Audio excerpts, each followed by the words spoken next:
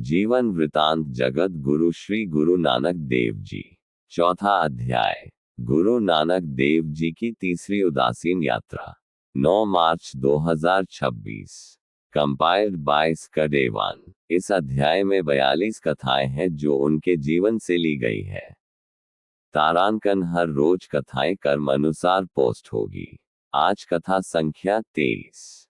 योगियों के 12 पंथ, बालताल क्षेत्र, कश्मीर। श्री गुरु नानक देव जी सरकदों से प्रस्थान कर कारगिल पहुंचे। उन दिनों कुछ यात्री सकारदू से अमरनाथ के वार्षिक उत्सव में भाग लेने के लिए चले जा रहे थे। कारगिल में पड़ाव के समय उन यात्रियों ने गुरुदेव का कीर्तन सुना। प्रभावित होकर उनसे अनुरोध किया कि अमरनाथ की यात्रा में चलें, जिससे उनको जनसाधारण से संपर्क करने में सुविधा रहेगी।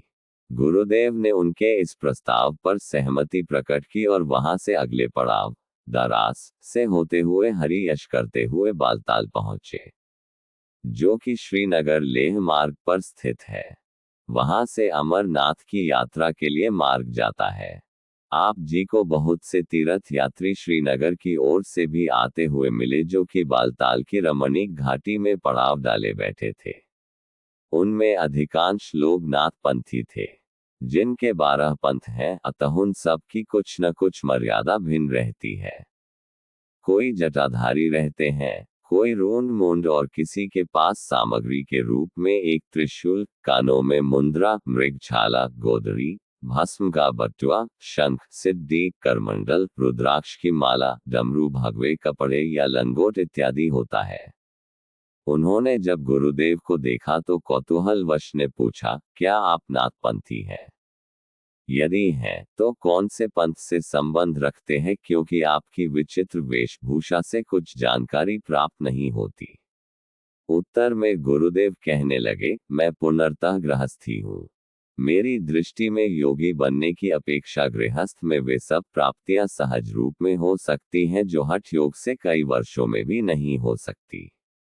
क्योंकि आध्यात्मिक दुनिया में शरीर से संन्यास लेने से कुछ मिलने वाला नहीं, वहां तो मन के संन्यास से प्राप्ति होती है, जो कि गृहस्थ में रहकर भी सहज रूप में संभव है। इस पर आपने भाई मर्दाना जी को रबाब से सुर साधने को कहा और स्वयं कीर्तन में लीन हो गए।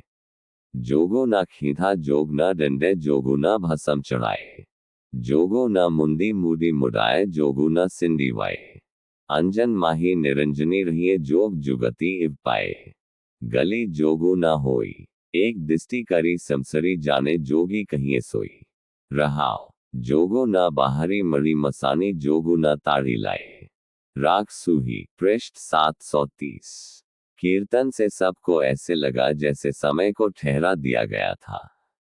सभी यात्री कीर्तन सुनने के लिए गुरुदेव के चारों तरफ एकत्र हो गए। शब्द की समाप्ति पर कुछ लोगों ने आपसे विचार विमर्श करने की इच्छा व्यक्त की। गुरु जी ने तब अपने प्रवचनों में कहा, किसी विशेष संप्रदाय की वेशभूषा अथवा सामग्री या चिन्ह धारण करने मात्र से कोई व्यक्ति धार्मिक नहीं बन जाता। वास्तव में संन्यास अथवा योग मन का ही होना चाहिए।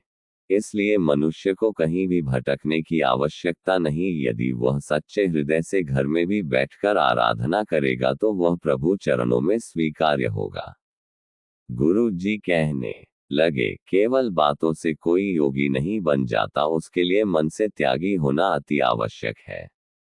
इसके अतिरिक्त भेदभाव मिटाकर समस्त मानवता को एक जैसा जानकर उनके दुख सुख में उनकी सहायता करनी चाहिए। केवल तीर्थों पर या मरघट मसानों में भटकने मात्र से कुछ प्राप्त न होगा, बल्कि ऐसे कार्य करने चाहिए जिससे मन की इच्छाएं समाप्त हो जाएं और जीवन भी मोह माया से विरक्त हो जाए। जैसे कमल का फूल पानी से सदैव निर्लेप रहता है। गुरुदेव की विचारधारा जानकर समस्त नर नारी, जो यात्रा के लिए आगे बढ़ने के लिए तत्पर थे, बहुत संतुष्ट हुए और आगे अमरनाथ गुफा की ओर बढ़ने लगे। श्री वाहे गुरु जी का खालसा, श्री वाहे गुरु जी की फतह। बोलो जयकारा बोल मेरे श्री गुरु महाराज जी की जय। अगले पाठ तारांकन कथा। तारांकन 24। गोष्ठी नाथपंथियों से गुरुदेव अमरनाथ के मैदान में, कश्मीर। Compiled by Skadevan.